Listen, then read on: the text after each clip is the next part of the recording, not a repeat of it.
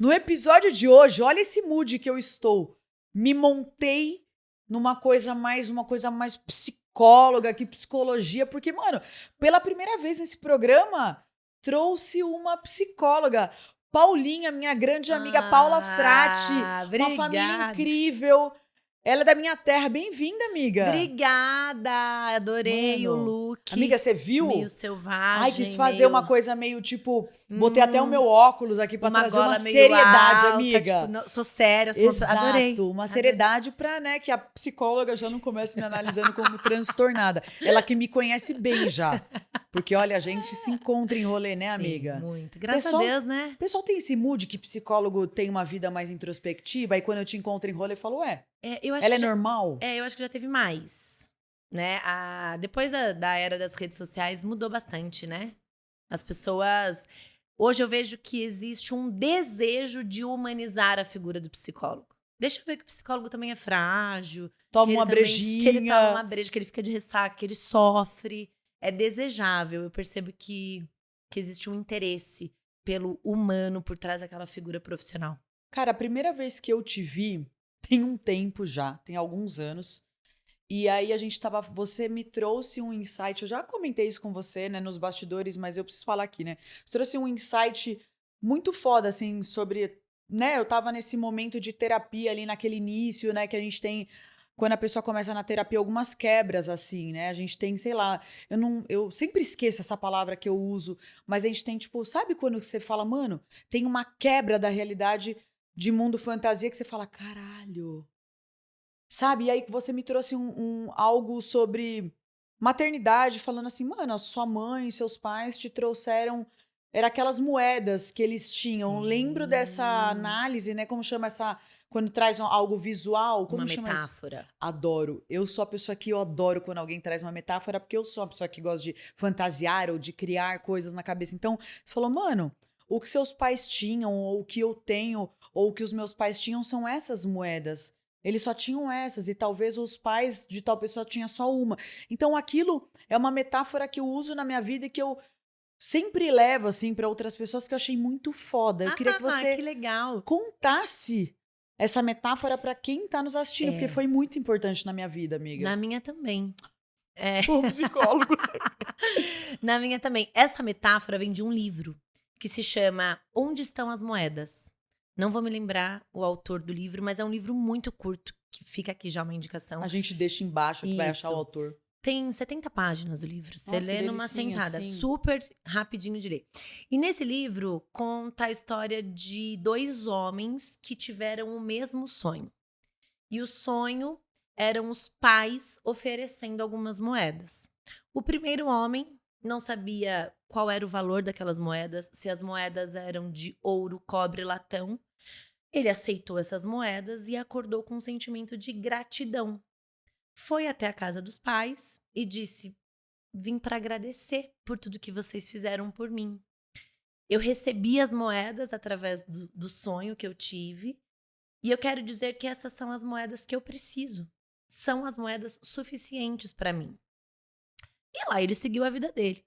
Claro que com muitos obstáculos, com muitos desafios, mas seguiu bem, lidando bem com as intercorrências da vida. O segundo homem, que teve o mesmo sonho, acordou com um sentimento diferente. Ele acordou com raiva, porque aquelas moedas não eram suficientes. Ele queria mais. Moedas de outro valor, moedas mais valiosas. E ele foi até a casa dos pais e ele diz para os pais: eu não aceito essas moedas. Essas moedas, elas não me pertencem. Eu quero mais, eu preciso de mais. Vocês não são bons o suficiente para mim.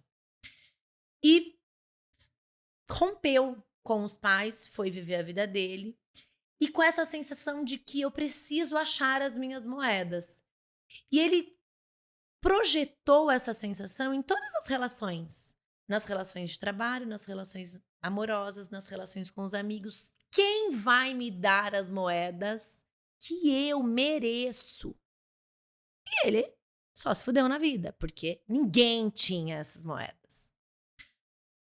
Quando lá, num certo momento da vida, ele entendeu que, na verdade, as moedas que ele precisava sempre estiveram ali com ele, que eram as moedas que os pais ofereceram. E aí ele voltou para casa dos pais, né, com outro sentimento, com outro entendimento, com uma outra clareza da vida e disse: agora eu entendo que essas são as moedas que eu mereço e preciso.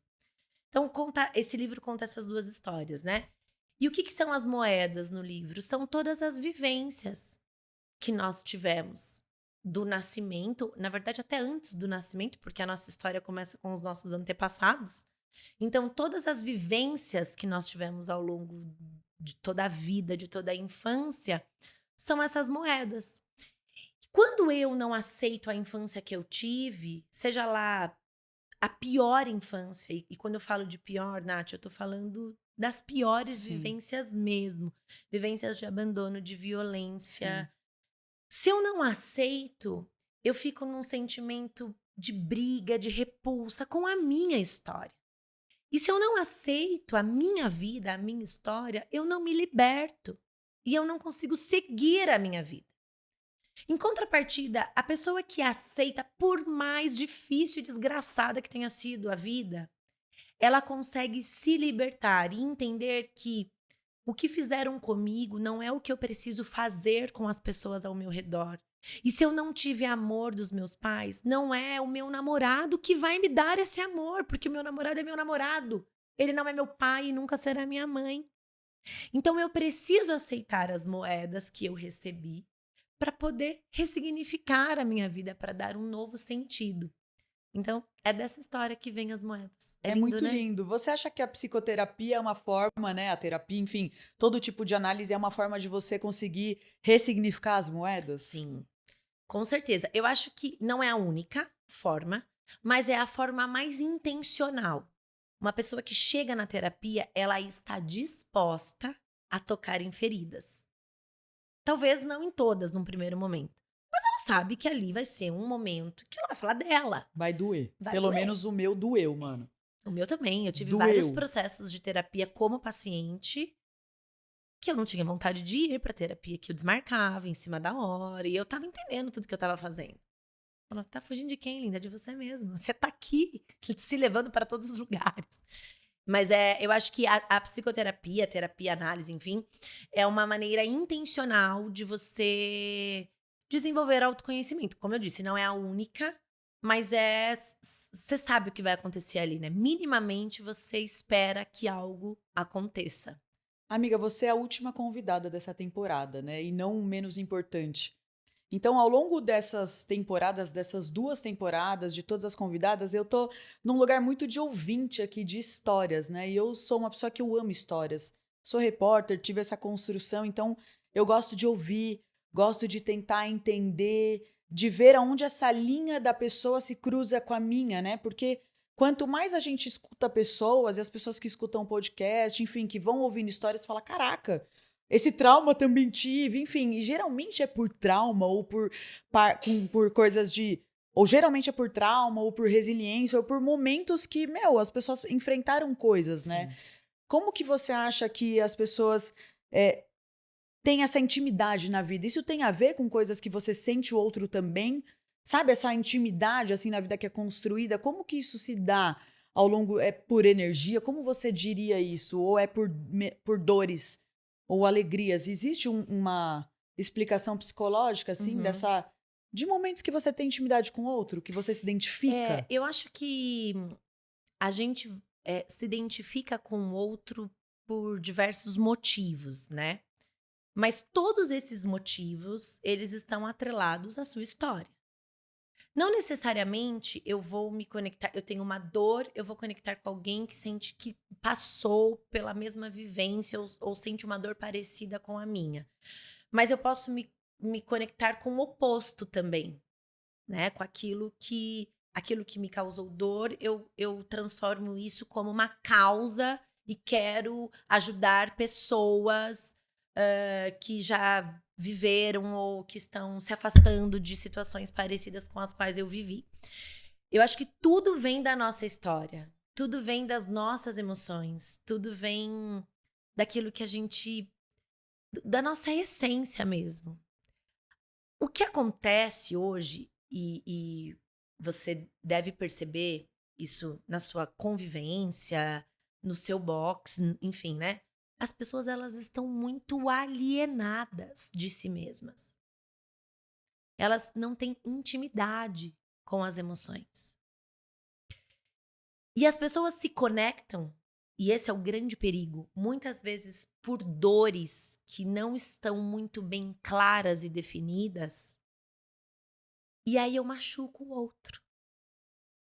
Imagina que no meu coração existem várias farpas. E no seu também.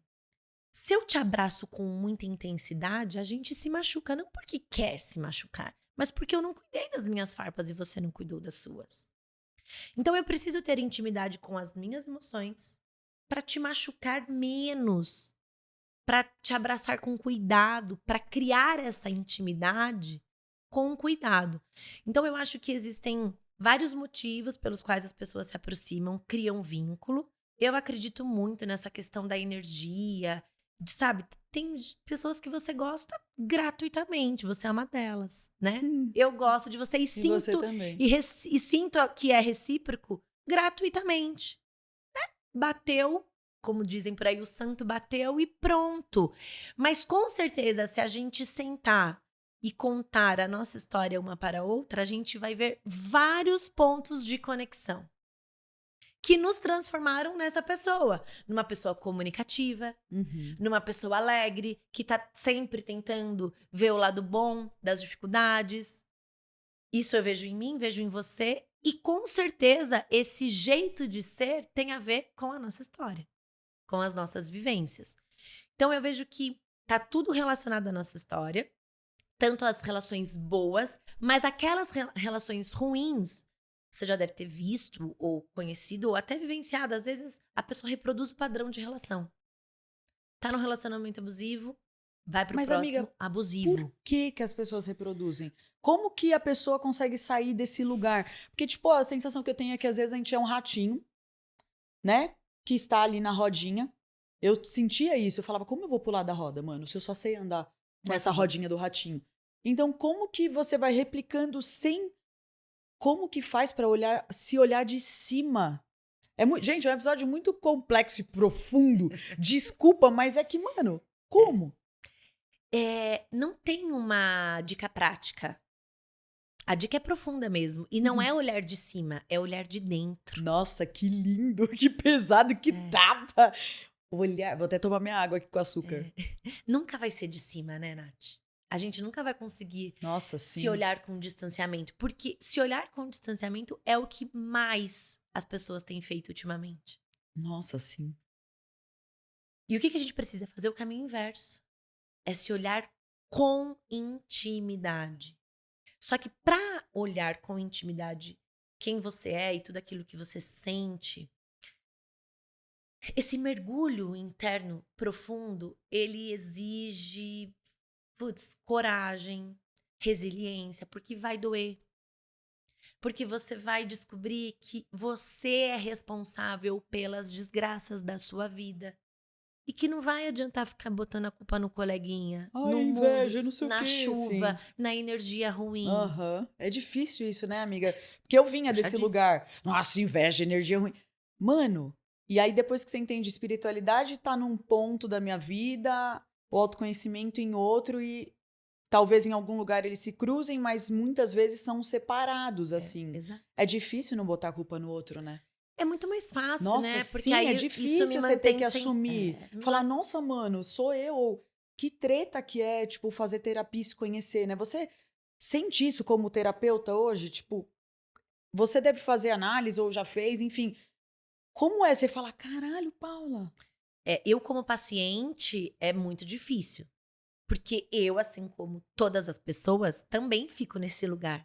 É muito mais fácil. E quando eu falo fácil, não é que é gostoso, não é confortável, mas é numa situação onde existe o ruim e o pior, Sim. o menos ruim é você colocar a culpa no outro, entendeu?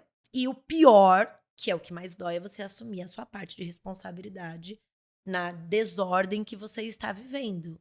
Onde eu me encaixo aqui? Qual é a parte que cabe a mim? Isso é muito difícil, é muito difícil. Por muitas vezes eu sei lá, pensei em abandonar. Já abandonei, inclusive, terapia. Falei, ai, não quero. Não, não vai dar, não vai rolar. Eu não vou fazer isso agora. Eu não vou tomar essa decisão nesse momento. Então, quer saber? Melhor não pensar. Só que a gente adia uma decisão que muitas vezes já tá tomada. Você já sabe. Você já sabe o que precisa ser feito. Você só não faz aquilo que precisa ser feito. E é difícil, ficar sentadinha na cadeira, né? Olhando para o mundo e dizendo, nossa, o mundo podia ser um lugar melhor para viver, né? As pessoas poderiam ser melhores. As pessoas poderiam ser mais amáveis, mais empáticas umas com as outras, respeitosas. E o que eu tô fazendo para diminuir esse caos que a gente vive? E quando eu digo o que eu estou fazendo, Nath, eu não estou dizendo, então vamos fazer uma ação social. Não, é tipo, o que eu estou fazendo com os meus sentimentos? O que eu estou fazendo com a minha família, com as pessoas que estão próximas a mim? Como é que eu estou tratando os meus amigos? Como é que eu estou tratando as pessoas que moram comigo? Como é que eu estou tratando a minha mãe, o meu pai? É muito mais pessoal, íntimo do que parece, né? Porque pensa bem, se a gente mudar a nossa estrutura familiar, o nosso núcleo, a nossa família e algumas pessoas que nos cercam, e se essas mesmas pessoas fizerem um pouquinho disso tudo, daqui a pouco a gente já mudou um bairro, uma cidade. Vamos dizer, pela empatia, de repente, pela forma como você, né, se coloca na vida do outro ou entende o que o outro tá sentindo, talvez, né? Aquela velha história. Pô, que garçom mal educado. Pô, às vezes ele tá num dia ruim, mano. Tudo bem. Exato. É tipo, essa é a diferença, assim? Eu acho que sim, também com certeza. É a gente sair um pouco desse olhar egocêntrico, né? E de entender, perceber um pouco o outro. Mas não é uma tarefa muito simples, né, Nath? Eu acho que, não sei como que você vê isso. É difícil, né? Eu acho que é sair desse egoísmo, assim. Acho que todo mundo é muito criado pra ser, talvez, um ser mais egoísta, sei lá, pelo menos. E sabe o que acontece hoje em dia, né? O que eu percebo muito. Nós viemos de uma geração onde nós tínhamos que escolher uma profissão em um determinado momento da vida, né? O que você vai fazer de faculdade? Então, todo mundo tinha que fazer faculdade. Saiu do 3º ano do ensino médio, tinha que fazer uma faculdade. Hoje, a gente vive uma geração de adolescentes que os pais dizem para os filhos, eu quero que você seja feliz. Porra, mas ser feliz é difícil pra caralho. Mano, sim. É muito mais difícil do que fazer Nem a pra faculdade. explicar como é ser feliz, velho. A gente Com certeza. É muito pior do que É muito pior. Nossa, eu nunca pensei nisso. É muito bom.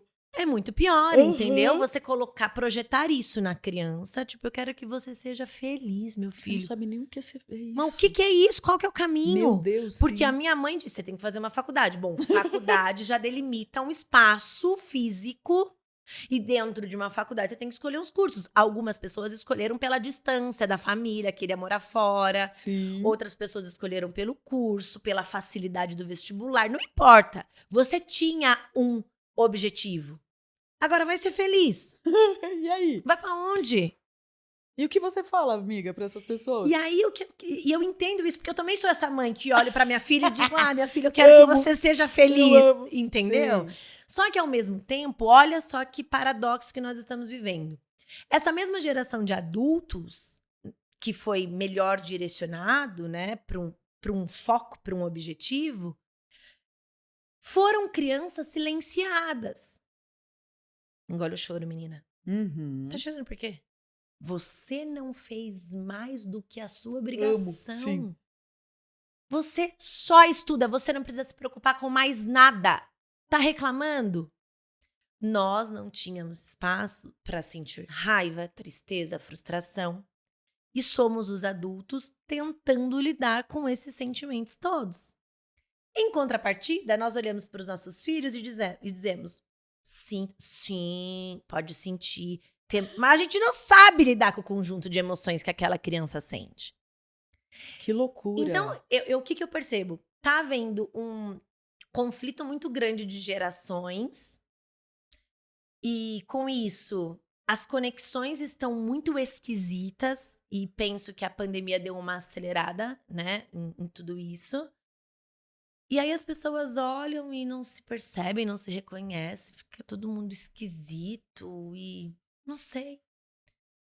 Eu nem sei, eu devo ter fugido muito da sua pergunta, Não, né? amiga, mas não tem uma... A gente não tem uma linha linear. Mas e aí, sua filha, você fala pra ela ser Falo feliz. pra ela ser feliz. Mas e aí, mano? Mas daí não sei também como mostrar pra ela o que é ser feliz, entendeu? Então, assim, o que eu costumo dizer muito pra ela? Eu costumo validar muito a existência dela no mundo. Eu não sei o que é ser feliz pra ela. Talvez, né, pra esse momento é mais fácil de perceber, né? Porque ela é tipo bebê ainda, um pequena. negócio de MM deixa ela muito feliz. Sim. Mas isso tem prazo de validade. Então, quando ela se tornar uma adolescente, uma adulta, eu não sei.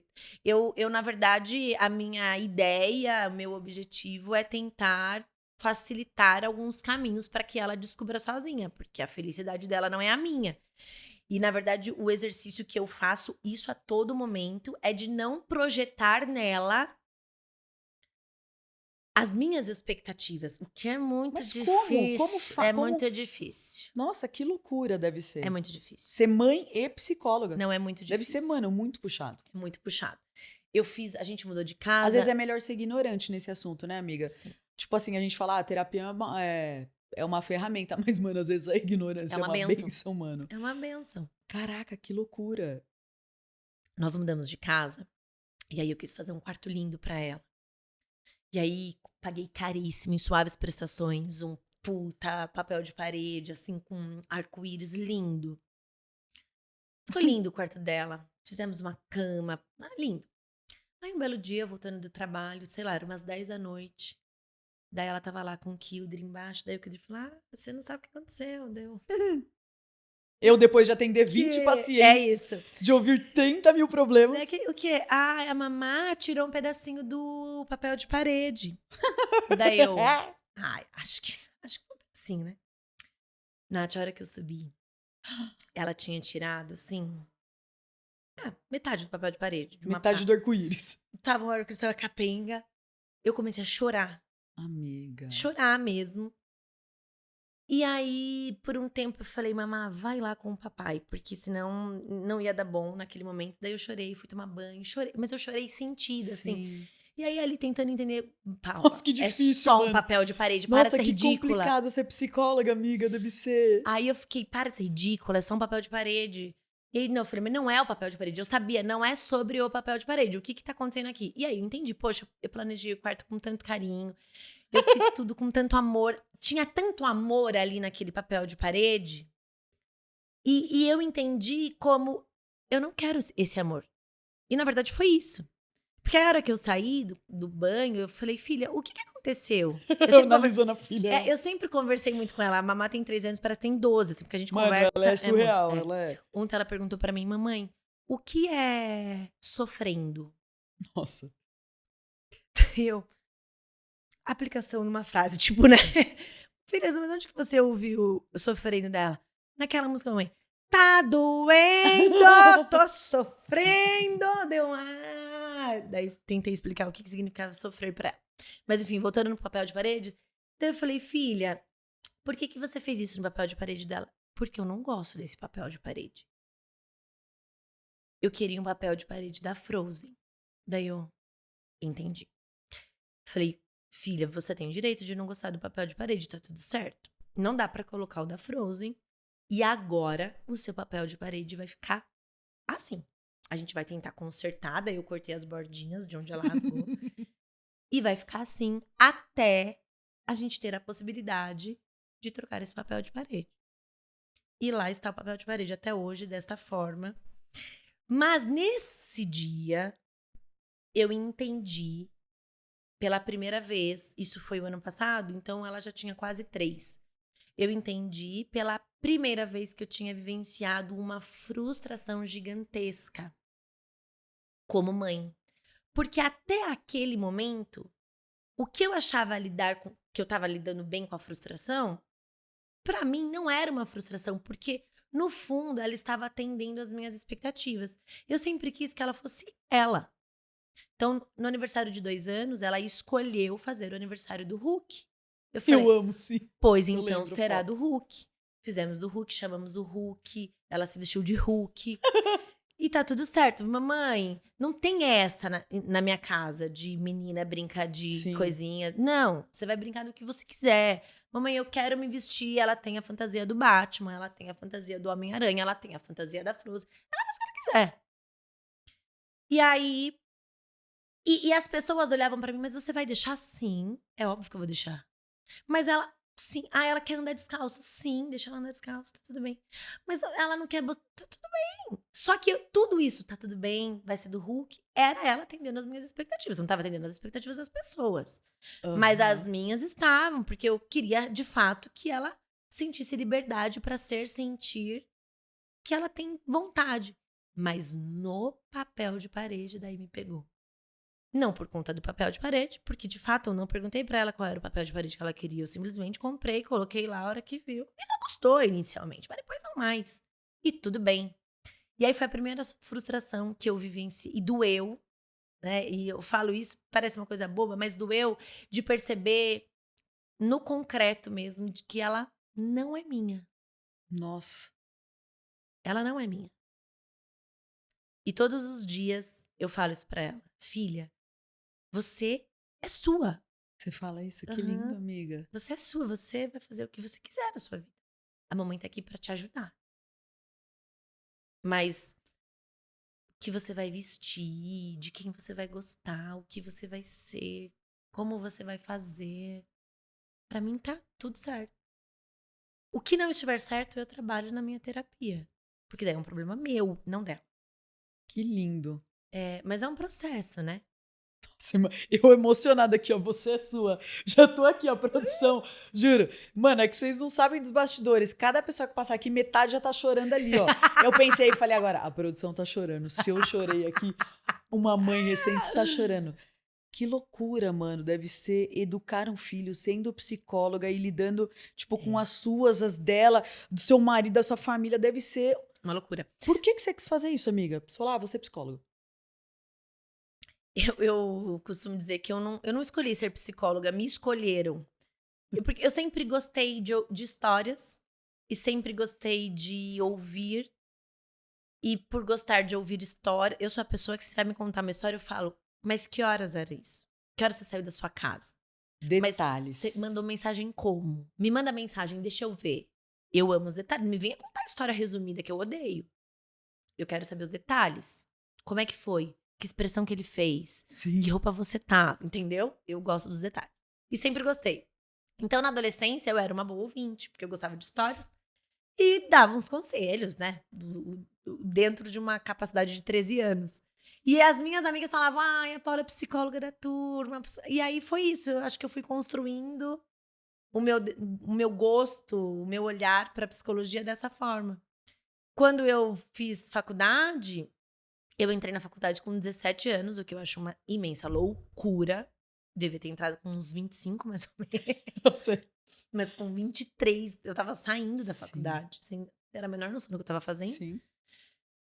Mas foi a única coisa que eu pensei em fazer na vida, psicologia. E naquela época, como tinha esse direcionamento, tem que fazer uma faculdade. Não é sobre ser feliz, é sobre fazer uma faculdade. Gente. Falei, vou fazer psicologia então, né? E aí fiz. E deu como certo. que hoje, né, você tem a sua formação, você é psicóloga. E aí eu acho que eu acompanhei brevemente essa sua transformação como criadora de conteúdo. Né? Você sendo uma psicóloga, falando sobre isso nas suas redes. E aí, mano, hoje você tá ali, né, chegando aos seus 800 mil seguidores, falando sobre um assunto que você foi a primeira a falar sobre isso no Brasil, que foi sobre TDAH. Hoje em dia tem muitas pessoas falando, mas enfim, você foi a primeira a fazer conteúdo sobre esse assunto, onde as pessoas começaram a se identificar e falando sobre TDAH infantil, né? Isso. Como foi essa transição que você falou, mano, eu vou começar a fazer um vídeo aqui? Como foi que essa vida de criadora de conteúdo, porque, né, é o que Sim. você é também hoje, surgiu na sua carreira, assim? Eu acho que antes do digital, eu sempre gostei de falar sobre psicologia em conversas, como a gente tá fazendo Sim. aqui. Sempre gostei. E não só sobre psicologia, eu sempre gostei de falar sobre a vida, sobre assuntos diversos. Sempre. Isso sempre esteve presente na minha vida. Quando começou essa onda aí de Instagram e tudo mais, eu postava algumas coisas muito pontuais sobre assuntos aleatórios. Aí eu comecei a fazer um sextou. Daí toda sexta-feira eu trazia um assunto, uma frase, aí eu comentava essa frase, alguma coisa assim. Aí uma amiga, a irmã de uma amiga, na verdade, me chamou, fez, né, começou a trabalhar com marketing digital e falou: tô procurando uma pessoa pra fazer uma parceria, pra gente começar a trabalhar no digital e tudo mais. Eu sem entender nada, né? Meu negócio sempre foi aqui, clínica, consultório. Falei, o que a gente precisa fazer? Daí ela falou, você tem que fazer uns vídeos, começar a falar de um assunto, você escolhe o assunto que você quer, dentro, né, daquilo que você já trabalha e tudo mais. Falei, e daí, o que vai acontecer? Daí a gente vai ajudar muitas pessoas, muitas famílias. Imagina só, seus vídeos, entendeu? Eu quero fazer esse negócio aí. E foi assim que eu comecei. Por né? um acaso, com uma Por um amiga. acaso, com uma amiga, e a gente começou a gravar os conteúdos, e enfim, e aí iniciamos essa jornada de gerar conteúdos no digital. E o TDAH eu escolhi porque sempre trabalhei por trabalhar com crianças e adolescentes, eu sempre atendi pacientes com queixas de maus comportamentos, dificuldades de aprendizagem e tudo mais. O que me levou a fazer uma especialização em neuropsicologia, o que me levou a fazer a avaliação neuropsicológica e atender cada vez mais casos de TDAH. E aí, quando eu decidi fazer algo no digital, eu falei, eu vou fazer algo diferente, então. Algo que não tem. E não tinha mesmo. E aí, eu falei, então, eu vou falar sobre TDAH infantil. E foi assim que eu comecei. Foi uma escolha trazer esse tema. Eu atendia já no consultório, mas não somente TDAH, sempre atendi outras demandas, inclusive atendo até hoje adultos. Você atende, amiga, Atendo. ainda? Eu amo. Ai, que delícia. Já diminui bastante minha agenda, mas Acho que é, sei lá, sua vertente, sua eu essência. Eu amo. E o que é o TDAH? Né? Já que a gente tem uma trouxe esse especialista, O né? TDAH, Vamos aproveitar. Vamos. O TDAH é um transtorno do neurodesenvolvimento, então é um transtorno que está relacionado ao desenvolvimento do cérebro. Tipo, a pessoa não nasce assim. A pessoa nasce assim. Nasce assim, A pessoa ela não desenvolve TDAH ao longo da vida. Tá. A pessoa pode não ter sido diagnosticada com TDAH na infância, mas sempre teve. Porque o TDAH é um transtorno que está relacionado ao desenvolvimento do cérebro. E o nosso cérebro começa a se desenvolver no útero. Então, tudo aquilo que pode, de alguma forma, prejudicar o desenvolvimento do cérebro, como prematuridade, Nascer baixo de 6,5. é um fator de risco. Sem nome de Jesus. Você nasceu de... Mentira, conta isso. 6,5, 1,5 kg. Baixo peso e prematuridade. Será, combo. gente? Será que tá explicado o meu transtorno? Será dos, que achamos né? o nome? Dos, né? É mesmo? Eu não sabia que você era uma Pois bebê é. prematura. Ficou internada e tudo mais? Não, nasci de parto normal. Mentira. Como uma índia. Sério, diz minha mãe, né?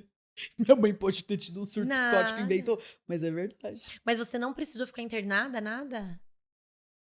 Que coisa, gente boa. Anjo, né? Aquelas... E aí tem a ver com prematuridade. Tem a ver com prematuridade. Já sei, Chay, sua filha, viu? Da produção aqui também. Prematuridade e baixo peso é um dos fatores.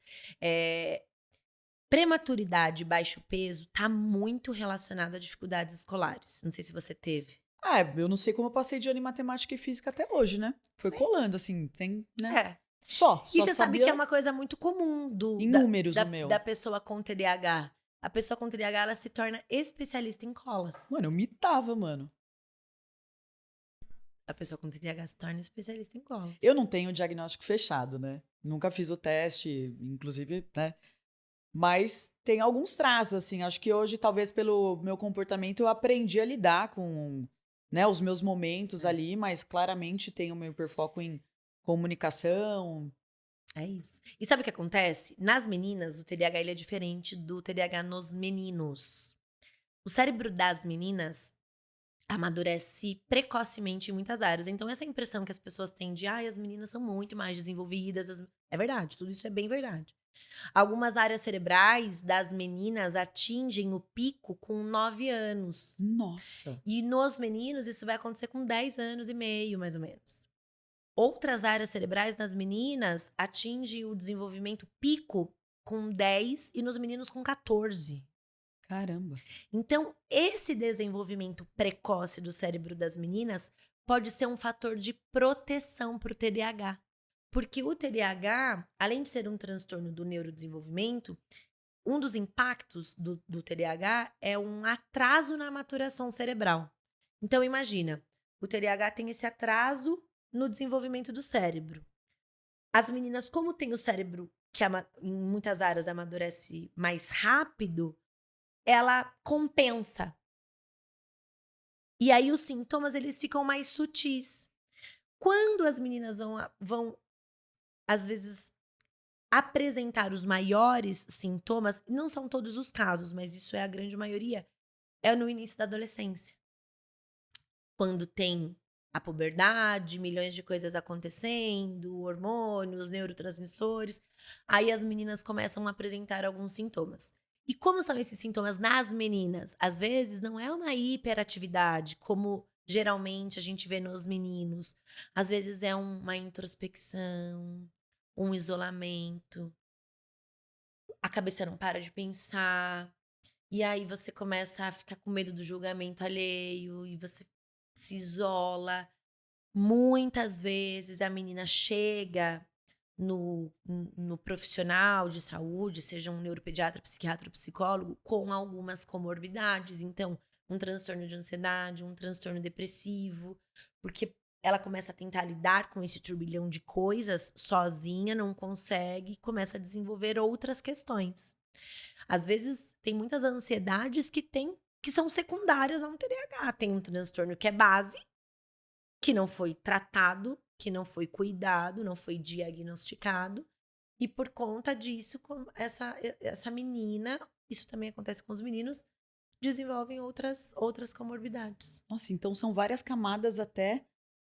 São várias camadas, Nath. Várias camadas. E eu imagino que também, né, seja difícil o diagnóstico. Por isso que é tão importante, né? É um neuropsicólogo que diz? É muito difícil o diagnóstico porque os sintomas do TDAH, eles são comuns.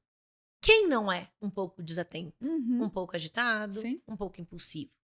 Todo mundo, em uma certa medida. Mas nas pessoas com TDAH, esses sintomas eles estão muito potencializados e eles causam muitos prejuízos. Mas o que acontece? Como que muitas pessoas encaram? Essa menina é muito arteira. É porque a mãe é muito permissiva. É porque o pai é ausente. É porque a professora é muito fraca. Essa escola é muito fraca. Porque é falta de palmada. Porque é falta de castigo. Tem que ser mais firme. Enfim. E aí as pessoas não compreendem porque elas associam os sintomas do TDAH a algum tipo de parentalidade, uma forma de educar aquela criança. E vai passando batido. Então, como que a gente faz o diagnóstico? O diagnóstico do TDAH ele é clínico. É observação. É você analisar a vida, a história de vida, a história do nascimento. Por exemplo, se eu atendo um paciente que nasceu de parto prematuro, putz, isso pra mim já acende vários alertas. Nossa, amiga, faz uma prescrição. Vários alertas. E que daí, somado isso, tem outros sintomas em conjunto, e tem frequência nos sintomas, e tem intensidade, isso me acende vários alertas. A avaliação neuropsicológica, ela é muito importante, porque a gente entende o perfil cognitivo daquele paciente. Então, como é que tá a atenção? Como é que tá a concentração? As funções executivas? Mas ela não é obrigatória na hora de fazer diagnóstico. Ela é importante. Eu já atendi pacientes que têm o cognitivo absolutamente preservado, QI na média, atenção ok, mas assim, clinicamente, é um paciente que tem TDAH. Então, a gente olha para avaliação neuropsicológica até para fazer melhores encaminhamentos e direcionamentos. É muito importante para entender. Alguns médicos só fazem diagnóstico com avaliação neuropsicológica para ter mais certeza, o que eu acho bacana, legal, é um Sim. cuidado, mas não é obrigatório na hora de fazer diagnóstico. É claro que existem pacientes que você olha de longe, que você fala, amor, não tem como, Sim. vem cá, né? Mas nem sempre a criança com TDAH ou adolescente vai se apresentar dessa forma. Nem sempre é uma criança que vai escalar a cortina, que vai ficar de pé ou se mexendo a todo momento. Às vezes é uma pessoa mais introspectiva, mas aqui dentro, ó, Sim, uma hiperatividade de tá pensamentos, né? maquinando coisas, entendeu? Sim. Nossa, e é muito importante, né? Até você trazer o conteúdo, desmistificar e também da importância do diagnóstico fechado para se vai usar medicamento. Eu sei que você também fala muito sobre isso. Será que meu filho deve medicar? Qual a sua opinião sobre isso, né? Ou como você, como Sim. psicóloga, alerta os seus pacientes, a família, né, das crianças? Eu acho assim, a medicação, Nath, ela é um divisor de águas na vida de muitas pessoas. Eu sou super a favor da medicação, mas não a qualquer custo. Então, eu gosto de olhar para o ser humano de uma forma integrativa. Quem é esse paciente? Quem é essa criança? Como é o sono dessa criança? Essa criança está dormindo? Porque uma criança que dorme meia-noite e tem que acordar às 6 da manhã para ir para a escola é uma criança que vai estar mais irritada, mais agitada. E assim, daí a medicação não vai fazer um milagre. Uma criança que dorme pouco, acorda, come um bisnaguinha com Nutella, um copo de leite com Toddy e açúcar. Tudo que vai ser estimulante? Como é que essa criança vai ficar parada na sala de aula? Entendeu? Sim. Tem muito a ver com a alimentação, com os hábitos também. Exatamente. Uma criança, eu falo muito da atividade física. Atividade física, para mim, é um pilar no tratamento. O seu filho pode escolher qual é a atividade física que ele vai fazer. Eu sempre falo isso pros pais. Se ele vai fazer natação, judô, karatê, eu não sei. Mas alguma coisa ele precisa fazer. E não dá pra ser uma coisa leve. Porque o leve é bom pra várias coisas. Pra incentivar o hábito, pra manter a criança numa rotina, numa constância. Mas pra reduzir sintomas de TDAH, não é bom. Não faz cócega nos sintomas. A atividade física, ela precisa ser de moderada a intensa. Precisa ser frequente e de moderada a intensa. Então, antes da medicação, eu sempre oriento as famílias a olhar para as outras esferas da vida. Porque os pais, muitas vezes, criam uma expectativa de que a medicação vai resolver todos os problemas. Que a criança vai ficar quietinha. E não vai. Não vai. Às vezes, a medicação cria outros problemas. Porque tem efeito colateral. Sim. Nós estamos falando de drogas, né? Sim. Tem um efeito colateral. Então, eu sou a favor da medicação, mas eu sou a favor de um olhar integrativo para a vida daquela criança. E não só isso, sabe, Nath? Eu acho que vivemos também numa época da vida que, graças a Deus, tem muitas informações. Hoje só não tem informação quem não quer, quem não tá em busca mesmo.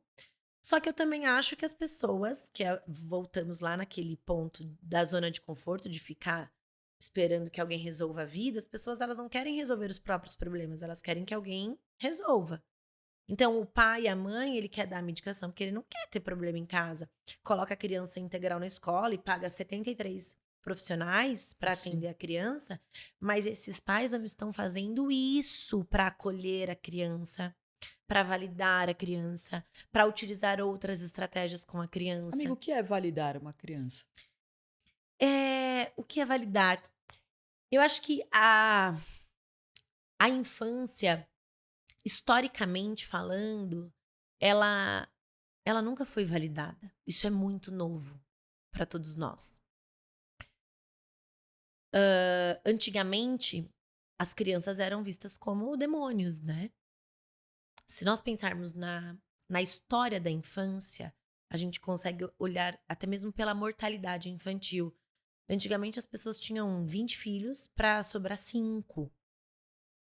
Morriam muitas crianças. Porque não existia um olhar para essa infância.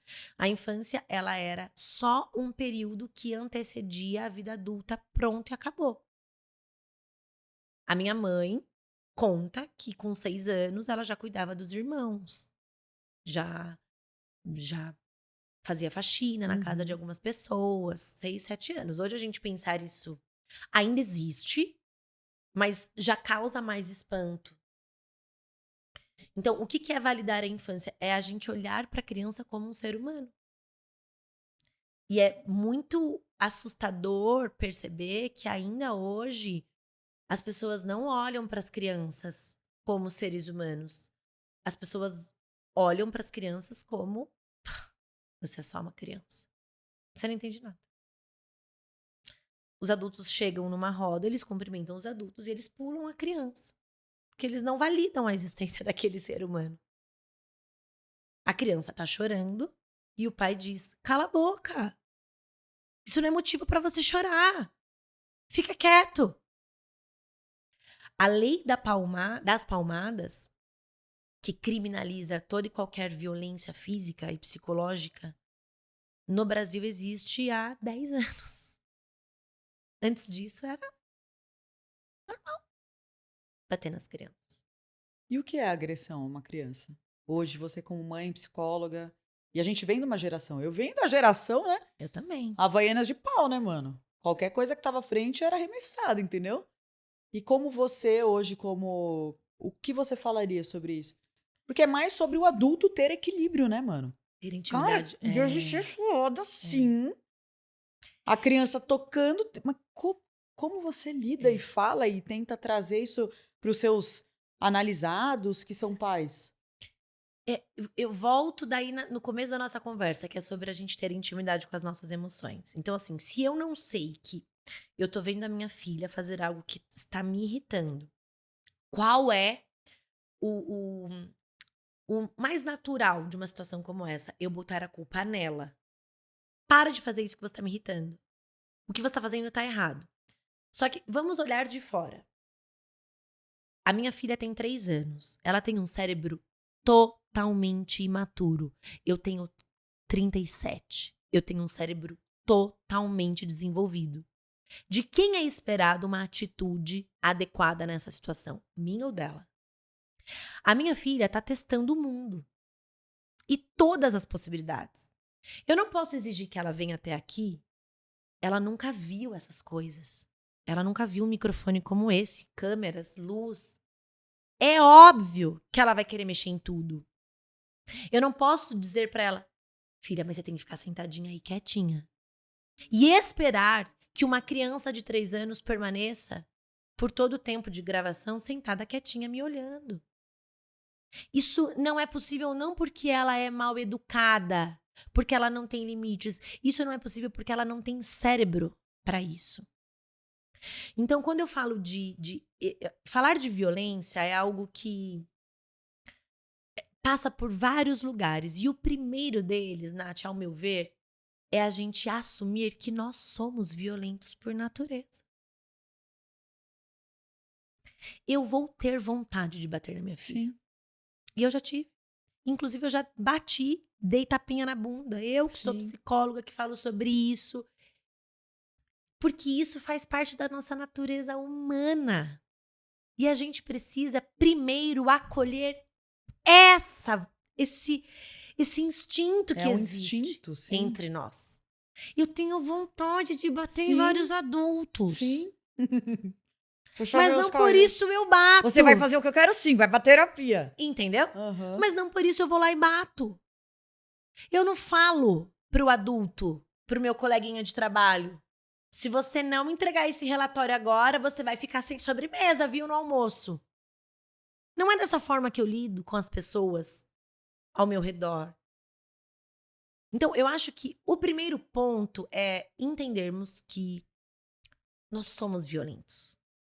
Seja fisicamente, verbalmente, psicologicamente. Isso é muito importante, né? Isso é Nós muito... somos. Sim, verdadeiro, sim. E isso é genuíno. Isso é genuíno. E isso passa por um outro ponto, Nath, que é a sobrecarga materna. As mulheres, elas estão exaustas. Porque elas têm, hoje em dia, mais apoio, mais ajuda. Mas elas têm um acúmulo de funções. Um acúmulo de funções. Então, a gente ouve as mulheres, eu tenho várias amigas que dizem, mas o meu marido é ótimo, ele me ajuda muito. Mas ele ajuda. Ele não compartilha. Nossa, que diferença, 2 palavrinhas, nunca tinha parado pra pensar nisso. Entende? E às vezes são tarefas mais simples.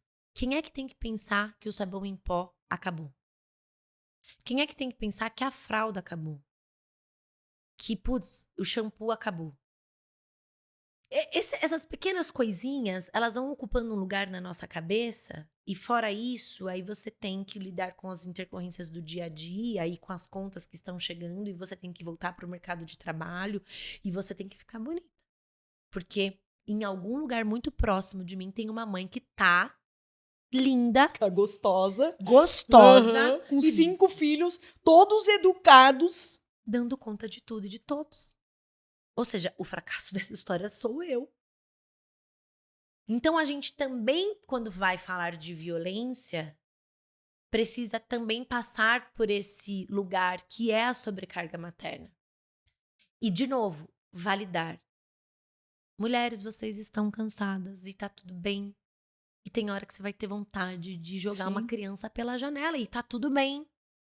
E tem hora que dá vontade de fazer a mala e sair correndo. E valide esse sentimento em você, acolha. Porque enquanto você não acolher, você vai continuar sendo violento com as pessoas, com os seus filhos, porque eles são os mais frágeis. E porque você tá violentando você em primeiro lugar, os seus sentimentos. Mas aí acolheu, amiga. A dica, acolheu, falou, nossa, caralho, eu sou um monstro sim, eu quero arrebentar meu filho. E aí você vai falar o quê pra criança que tá lá esperneando no chão? Não, Nossa, é difícil, muito né? difícil. Vem cá com a mamãe, vamos chorar junto. Sei lá, eu ia chorar junto, eu falava, mano, chora, vamos Ai, chorar. às vezes chora. Nossa, gente. juro, mas fala o quê? Faz o quê? O que você faz? Quando eu falo de validar a existência da criança... Tô nervosa, gente. É um desafio. Nossa, amiga, meu, desculpa mães aí, velho, vocês são foda, velho. Quando eu falo de validar a existência da criança, muitas vezes as pessoas acham que é permitir que a criança faça tudo. Não é. Porque isso seria uma extrema irresponsabilidade. Então, de novo, se eu sou adulta da relação e minha filha tem 3 anos, eu não posso permitir que no shopping ela se jogue no chão ou que ela saia andando por aí porque ela não quer dar as mãos pra mim. Não, isso também não é saudável. Tem que impor limites. A gente tem que colocar limites. Os limites, eles são necessários. Mas que difícil, aí impõe limite, aí ao mesmo tempo você não sabe se tá sendo obrigado, aí a criança vai chorar. Velho do céu. É um desafio diário. Mano. E eu acho que é um exemplo, né? Como eu faço. Vou falar como eu faço. A minha filha, claro, obviamente, que ela faz birra. Primeiro, porque ela é minha filha. Segundo, que ela é filha de psicóloga. Deus não me mandaria uma filha que não faz birra. Amo. A minha filha, ela é aquele perfil que toda mãe fica de cabelo em pé de pensar. Então, ela já passou pela fase de bater na gente mesmo, de se jogar no chão, no shopping. Ainda ela faz isso, com menos frequência, mas faz. Então, ela se joga nos lugares mais legais, assim, sabe? Naqueles que você fala, acho que não. A domingo mesmo, eu tava na igreja, e aí tava lá, bem na hora que tava um silêncio. E ela começou, e eu, filha. Daí eu fiquei aqui, ó, filha. Filha, fica quietinha. Eu vou chamar o monstro do Halloween. Começa a fazer tudo que não pode também. Amiga, sim, você porque é a humana, gente mano. tá desesperada, entendeu? Sim. Eu vou chamar o monstro do Halloween. Vai! Então chama! O Mano! monstro do Halloween já não tá funcionando. Como chama quando ela desafia você? Ela é desafiadora. Ela é desafiadora. Ela fala. Chama! Pode chamar! Martina, não me provoca, Martina. Entendeu? E aí, eu também faço esse tipo de coisa. E faço mesmo. Assim, eu reconheço, eu acho importante reconhecer, porque as pessoas acham Você é perfeita. que eu sou perfeita, porque eu sou psicóloga, porque eu tenho 800 mil seguidores no meu Eu amo. Instagram, e porque eu falo sobre TDAH, e porque eu tenho um treinamento de paz, e porque eu não erro. Putz, eu erro muito. Eu erro muito Isso mesmo. também é a sua primeira vez, né, amiga? E aí, só que o que acontece? Eu saio desse lugar e eu digo pra ela, filha, sabe aquele negócio que eu falei lá dentro pra você do Halloween? Sei, mamãe. Então, aquilo lá, na verdade, porque o monstro do Halloween surgiu porque teve Halloween lá no meu condomínio e tinha um monstro que fica aterrorizante, assim, ele ficava assim pra ela. E ela ficou com medo, eu falei, calcanhar de Aquiles, então vem aqui. Pus no bolso essa informação e tiro do bolso toda vez que me convém. Só que já não tá funcionando mais, afinal o Halloween foi em outubro, nós estamos, entendeu? O ano já virou, muitos meses se passaram, já não tá funcionando, ela não tem mais medo do monstro do Halloween. E pra piorar a situação, essa semana, acabou mesmo com o monstro do Halloween. Essa semana o monstro do Halloween, né, o vizinho, passou na frente de casa e falou pra ela, mas eu quero o monstro do Halloween, daí eu... Agora ela não tem mais medo, porque agora ela sabe que era uma fantasia, não existe mais monstro do Halloween, agora acabou. Enfim, mas quando eu faço isso, né, e o que eu fiz daí depois? Falei, filha, então, aquele monstro do Halloween, na verdade, era uma fantasia. Ele não existe de verdade. E eu falei isso pra você ficar com medo, pra você parar. E ela? Ele não existe, mamãe? Não, ele não existe, mamá. Tá bom. Onde ele mora, então? Ele mora lá no nosso condomínio, em alguma daquelas casas. Ah, tá bom. Então, assim, toda vez... E eu falei, me desculpa, filha. Eu tava nervosa, porque eu queria que você ficasse quieta.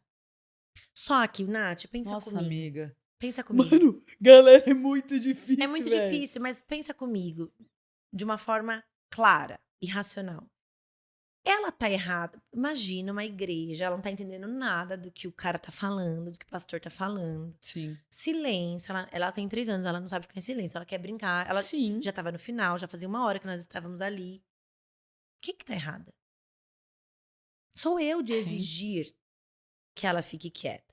Então, eu acho que o educar é você estar sempre de frente com a sua humanidade, com os seus fracassos, com as suas limitações.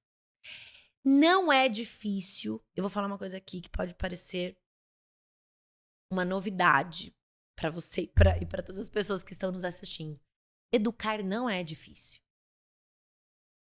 Porque sabe como a gente educa? Dando margem para a criança. Ops, aqui você não pode. Vem um pouquinho para cá. Aqui você pode. Eita, agora você veio muito pra cá, vem cá. A gente tem que ser margem. O que é mais difícil na educação de um filho é lidar com os nossos sentimentos. Aí volta o início da nossa conversa. Estamos distantes das nossas emoções. Não sabemos quem somos, por que somos, pra onde vamos. Por que eu tô sentindo isso? Olha, cada vez que eu converso com uma psicóloga, eu penso que eu preciso ficar cada vez mais fazendo terapia. E não tem fim. Sim. Esse processo de autoconhecimento, ele não tem fim, porque você é hoje uma pessoa que você não era há 6 meses atrás. Exato. Então, como é que pode ter fim? Que bom que não. Que bom, exato. Porque isso é ótimo mesmo. Nosso cérebro, ele tá sempre pronto para se reprogramar, para ressignificar, viver novas experiências, novos amores, novas situações, novos desafios. Isso é maravilhoso. Cara, tem um momento que a Paula me disse também, né? A gente veio, né, das 3 etapas desse programa, assim, que a gente fala sobre movimento, sobre transformação. Então, a gente falamos do esporte, do movimento de transição da sua vida também, da carreira, a transformação que é diária por conta da maternidade também, você questionando, né, você se conhecendo e tentando, né, colocar ali limites, as margens para sua filha e trazendo esse ensinamento também pra gente. E a gente vem para uma etapa que é a inspiração, assim, né? Eu queria que você traduzisse psicologicamente o que é a inspiração, ter sonhos na vida, por que que isso faz bem pro nosso cérebro, né? Eu falo que isso aqui é muito além do que eu sonhei. Então, sonhar é estar saudável? O que é sonhar, né, psicologicamente? Por que é importante isso? Por que as pessoas que estão vendo deveriam sonhar mais na vida, desejar? O que significa isso? Eu acho que o sonho dá sentido para nossa existência. Uma vez que eu não tenho nada a conquistar, a alcançar, eu, eu não vejo um horizonte na minha frente, aqui no presente não faz sentido eu me esforçar, eu fazer uma atividade física, enfim, né? Fazer qualquer coisa na vida. Então, eu entendo o sonho como um combustível mesmo para nossa existência. E não importa se você sonha viajar para Itália ou, sei lá, ter uma mansão, ter um carro, ou impactar vidas e famílias e pessoas e ajudar as pessoas a atingirem a sua melhor versão física, enfim, não importa. Mas a gente precisa caminhar para algum lugar, mesmo sabendo que esse lugar efetivamente ele também não existe.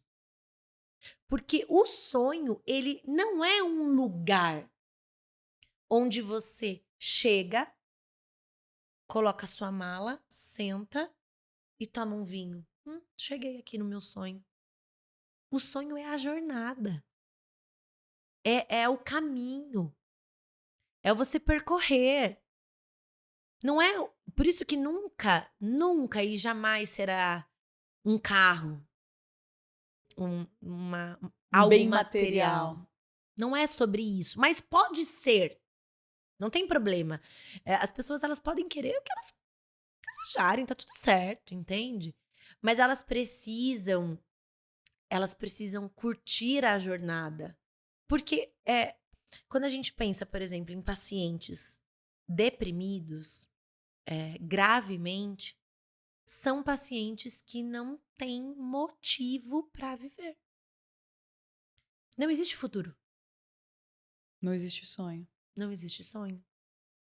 E se não existe futuro, não existe sonho, não existe sentido na vida. E se não existe sentido na vida, o que eu tô fazendo aqui? Por que eu vou tomar banho hoje? Por que eu vou comer? Por que eu vou me exercitar? Não existe. Não existe, não existe sentido. Então, eu entendo o sonho como esse combustível mesmo, sabe? Que nos leva, que nos impulsiona, que nos movimenta, que dá esse dinamismo e que faz a gente acordar todos os dias, mesmo nos piores dias, porque os piores dias vão chegar com força. Gente feliz todos os dias, não tá entendendo nada da vida. Não tá entendendo nada. Tá totalmente alienado do mundo. Então, os dias difíceis, eles vão chegar e a gente também precisa acolher esses dias difíceis e entender que eles passam. E eles nos fortalecem. Mas a gente precisa ter esse horizonte, né? O que eu tô enxergando? Pra onde que eu tô caminhando? O que eu quero pra minha vida? Eu entendo dessa forma. Como que você entende, Nath? Eu acho que eu ia... Termino essa temporada com essa reflexão, que as 3 palavras que eu coloquei para ser um pilar desse programa e dessas conversas, dessas histórias, elas levam no mesmo lugar, que é o sonhar, que é o transformar, que é o movimento até chegar, que é o inspirar. Tudo isso é o que me faz sentir. É meio complexo, mas é o colorido, é o que me faz sentir, é o sonho, é dessa forma. E é isso, é o que vai além, né? Essa trajetória. E como você... Olha aqui, eu invertendo os papéis. E como que você migrou da TV, do jornalismo, pro mundo dos esportes? Acho que foi uma necessidade de um dia ruim que chegou. Ter essa consciência, um dia ruim chegou. Então, essa é a transição. Foi essa consciência que o dia ruim chegou. E é muito maravilhoso ver o quanto o esporte salva vidas, né? Sim. Aí o dia bom voltou. Eu imagino quantas Sim. coisas você não vê diariamente lá no box. As pessoas se transformando. Sim. Eu vejo no meu Instagram, assim, várias pessoas que eu sigo, que eu conheço, mudaram 100% da vida.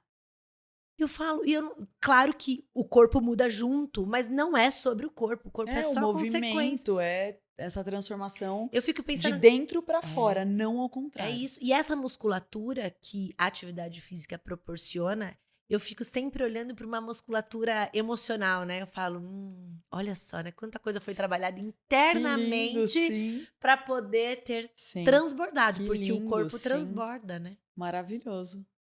Amiga, eu queria muito te agradecer por estar presente nessa temporada. Eu ficaria aqui horas e horas fazendo as perguntas mais complexas, sem sentido ou com sentido para mim, para você, porque eu adoro conversar com você. Você trouxe muitos insights para minha vida, na minha vida pessoal. E obrigada. Compartilhar as suas dores, né? Seus pensamentos, tudo que você entende também dentro do seu trabalho aqui pra gente. Eu que agradeço. Eu me sinto feliz e honrada de fazer parte do seu programa, do meu sonho. Do seu sonho, é isso, desse horizonte, que eu tenho certeza que é um horizonte lindo, colorido, e você é uma pessoa iluminada. O seu gosto por cores, na verdade, é a representação de quem você é no mundo, é a sua existência. E sempre que a gente trabalha com pessoas, a gente recebe, mas talvez você não tenha consciência do quanto você transforma vidas, né? Através da atividade física, do seu box, dos seus conteúdos e disso aqui tudo que você tá fazendo. Então, eu que agradeço por poder pegar um pouquinho dessa energia boa que tem em você, de também ser transbordada por você e por fazer parte desse lindo projeto. Parabéns. Sua linda. Você que é linda. Cara, eu encerro essa temporada feliz, grata e chorando, né? Porque o que mais teve nessa temporada foram lágrimas e transmutações. Obrigada, amiga. Obrigada também. Minha gente, nos vemos na 3ª temporada de Muito Além. Sabe pra onde vai, como estaremos, mas estaremos. É isso, eu sou a Nath Graciano, foi um prazer estar com vocês aqui e até breve.